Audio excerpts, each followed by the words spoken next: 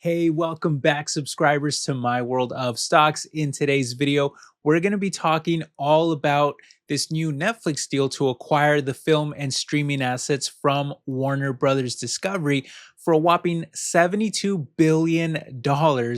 And I'm going to talk about how I feel about it as a Disney shareholder myself. Does this new deal trouble me? What does it mean for the streaming landscape as a whole? And how do I feel about Disney stock moving forward at its current price and valuation? All of that and more in today's video. So smash that like button.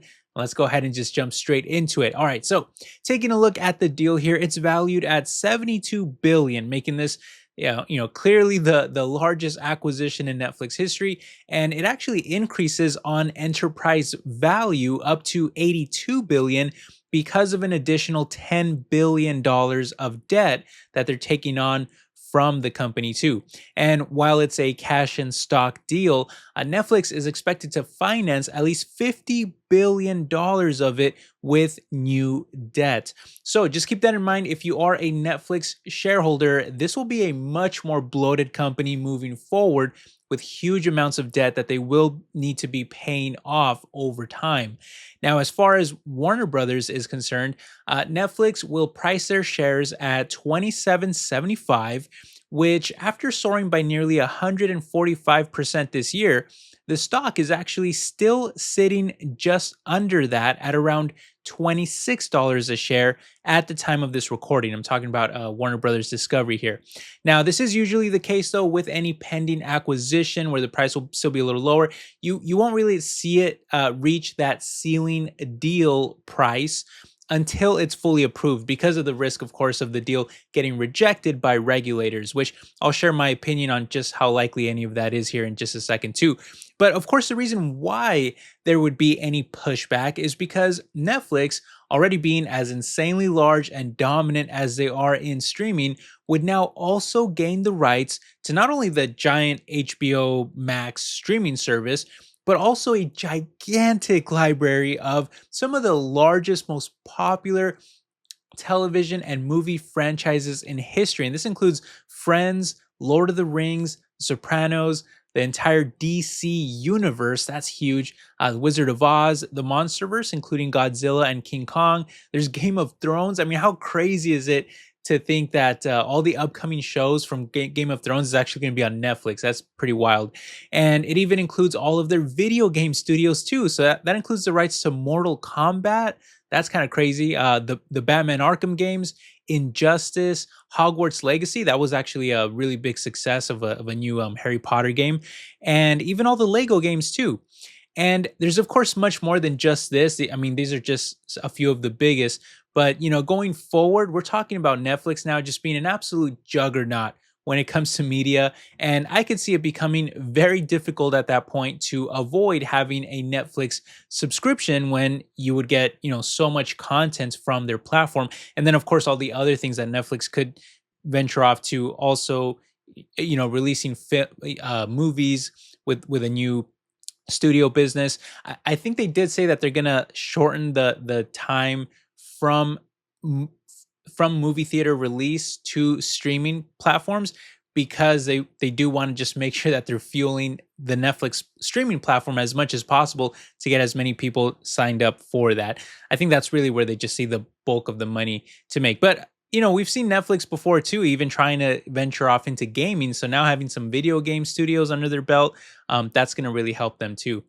Anyway, all of this to say that, yeah, Netflix is going to be much larger. When looking at Discovery, from Warner Brothers, they're going to be spun out with the legacy television networks like CNN and TNT. But I don't really think that matters much. The main IPs that you want to get your hands on here from Warner Brothers Discovery to build, arguably the most powerful streaming service going forward is exactly what Netflix is buying. So that's really the headline of this entire story here. Now, having said that, there is still the chance that the deal gets blocked given how much, larger they'll become. In fact, the last time that Netflix reported subscriber numbers was at the end of 2024, where they held over 300 million accounts. And mind you, it's probably gotten, much bigger since then. But on top of that, they'll now gain control of the 128 million additional subscribers from WBD. So, with all of that in mind, how likely is it that the deal actually goes through? And what will it mean for the streaming landscape going forward? Well, if approved, management estimates that the deal would get done around the end of next year. That's when they think everything will be finalized. And in my personal opinion, I do actually think that regulators will ultimately approve the deal because although it would give Netflix control of nearly half of the global streaming market by some estimates, and could very easily lead to higher subscription prices where smaller players in the streaming landscape will just have a much harder time competing. You have to keep in mind, though, that we've already seen a very similar deal go through back in 2019, where Disney acquired 21st Century Fox assets for also very close to 72 billion, strangely, a very similar number. And rather than regulators denying that deal, they instead forced Disney to make a few concessions, including the divestiture of 22 regional sports networks alongside other commitments. And if you look at this deal now, well, Warner Brothers is actually spinning off their news and sports networks into a separate company, which I think helps Netflix sidestep some of the most politically sensitive assets, potentially leading to less scrutiny, making it a little easier for this deal to get done. Now, anything can happen, of course, especially under a Trump administration, who, by the way, has already, I believe, shared some criticisms about the deal. But ultimately, I just think that it's more likely that maybe some concessions are made along the way rather than the whole deal getting denied or scrapped. Now, we'll have to wait and see, of course, but that's just my prediction. As a consumer, though, I absolutely hate this deal. Now, to be fair, there is a small part of me that feels that Warner Brothers has done a really poor job of producing enough contents from some of their most popular IPs, like from the DC universe, Game of Thrones, Lord of the Rings, and more. I absolutely love those franchises, and I wish we would get like at least yearly content from all of them, good quality content too, especially from DC, who I just feel has done a terrible job of like emulating Marvel's success with their own cinematic universe, especially at the early stages of that when they were building it out. But instead, from DC, we just keep getting all these reboots of like Batman and Superman without really holding on to any of the same actors or like slowly building up a DC cinematic universe, which by now should have been, fully fleshed out. And not to ramble too much here, but I actually do think that Netflix will do a much better job of that, where they've proven to be more than capable of producing a lot of content and getting it out, relatively quickly to viewers more frequently, and at least a lot better than the competition, I feel. So I am a little optimistic about that. But setting those kind of more optimistic feelings aside, the more pessimist part of me feels like we're now going to enter an age of really expensive streaming services that maybe most people will only be able to afford like one or maybe two at best. And that's because, in my opinion, HBO Max was actually a pretty good service. And alongside, Disney Plus and Hulu and Paramount and Peacock and Netflix and more, there was so many options, and all these different platforms had to keep their prices relatively reasonable, or else they risked losing subscribers to their rivals. But because some of these giants are consolidating and becoming even larger and more powerful, it's going to get to a point where smaller players are going to be forced to merge too, or even just kind of get flat out acquired, to the point where we're only left with a few behemoths that really hold all the pricing power, and thus they can just continuously raise prices every year. And I would say also, don't think that they won't do that, because if these recent years of incredible inflation post pandemic have taught us anything, it's that these giant corporations could not care less about how much, consumers are struggling, and they'll be the first to use maybe overall inflation as an excuse to raise their prices even further. They'll use any excuse really. So, I don't know, I could be wrong about this. Hopefully this leads to more content at still similar pricing, fair pricing, cheap pricing, good pricing, but I highly doubt it. I just think that we're entering a streaming phase of continual price increases that are much more frequent than anything that we've seen in previous years. And really, I just think that there's no way that Netflix makes an $82 billion acquisition when it's all said and done and keeps operating the same way. They got to pay for that debt somehow. And rather than it being them who pay it, I really think it's going to come from you, the consumer. So that's the part of me that hates this deal, because I'm afraid of what it's going to do to the streaming landscape.